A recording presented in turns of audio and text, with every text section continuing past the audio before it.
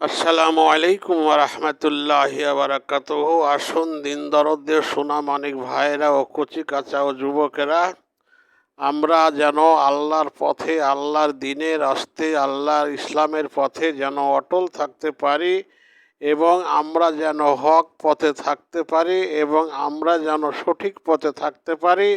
আল্লাহ তাআলা যে আদেশ করেছেন, আমার বিশ্ব নবী মুহাম্মদুর রাসূলুল্লাহ সাল্লাল্লাহু আলাইহি সাল্লাম যে উপদেশ দিয়েছেন, যে আদর্শ রেখে গেছেন, সুন্নাহ রেখে গেছেন, আমরা সেই তরিকা মোতাবেক যেন চলতে পারি। আল্লাহর রাস্তে এবং নবীকে আমরা যেন এক বাক্যে স্বীকার করতে পারি এবং তাকে খুশি করতে পারি এবং তাকে যেন আমরা মানতে পারি এবং তার কথাগুলো যেন মানি, সুন্নাহগুলো যেন মানি। কারণ হচ্ছে আমরা যতই দুনিয়াতে টাকাওয়ালা হই, পয়সাওয়ালা হই, ধনী হই, যাই হোক, বাহাদুর যতই হোক না কেন, আমাদেরকে একদিন মরতেই হবে। কুল্লুন নাফসিন যায়িকাতুল মাউত, মৃত্যুর স্বাদ প্রত্যেককে গ্রহণ করতে হবে এবং প্রত্যেককে মরতে হবে।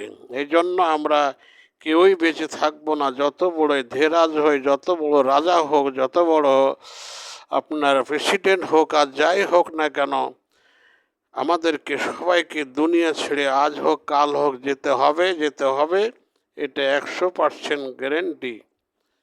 তাই আমরা যদি এই পৃথিবীতে, এই দুনিয়াতে সঠিক কাজগুলো করে যেতে পারি, আল্লাহর হুকুম মতো, আল্লাহর আহকাম মতো, আল্লাহর নির্দেশ মতো, যদি আদেশ মতো যদি আমরা আল্লাহর কাজগুলোকে পাই পাই করে মানতে পারি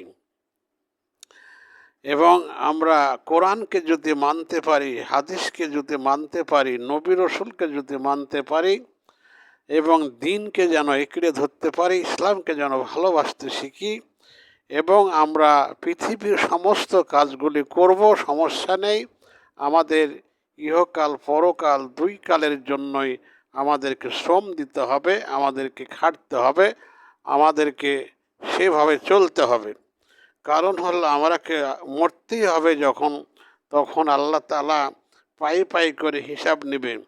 তাই আমরা যদি হক পথে না থাকি, হালাল পথে না থাকি, সঠিক পথে না থাকি, তাহলে আমাদের জন্য একেবারে ভয়াবহ কাল কিয়ামতের দিন আসবে। সেদিনকে বাঁচার উপায় থাকবে না। তাই দেখুন, আল্লাহ তাআলা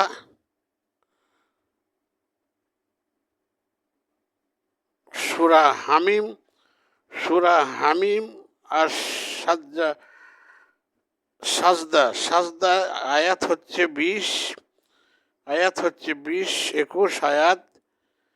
আপনার আল্লাহ তাআলা সেখানে কি বলেছে দেখেন, যে মানুষ যে যতই পুণ্য করুক আর নেকি করুক আর গুনাহ করুক, কাল কিয়ামতের মাঠে তাদের মুখ বন্ধ করে দিবে, জবান বন্ধ করে দিবে এবং আমাদের বিরুদ্ধে, আমাদের পাপাচার যাই হোক না কেন, আমাদের শরীরের কান, চোখ, কান, চোখ, হাত ইত্যাদি যেন আমাদের বিরুদ্ধে কাল সাক্ষী দিবে এবং স্কিন, আমাদের চামড়াগুলো সাক্ষী দিবে যে এই আমাকে দিয়ে এই কাজ করাইছে, সেই কাজ করাইছে, সে অন্যায় করাইছে, সে অপরাধ করাইছে, এভাবে সাক্ষী দিবে এবং সেদিনকে আমরা কোনো সাইড দিয়ে বাঁচতে পারবো না।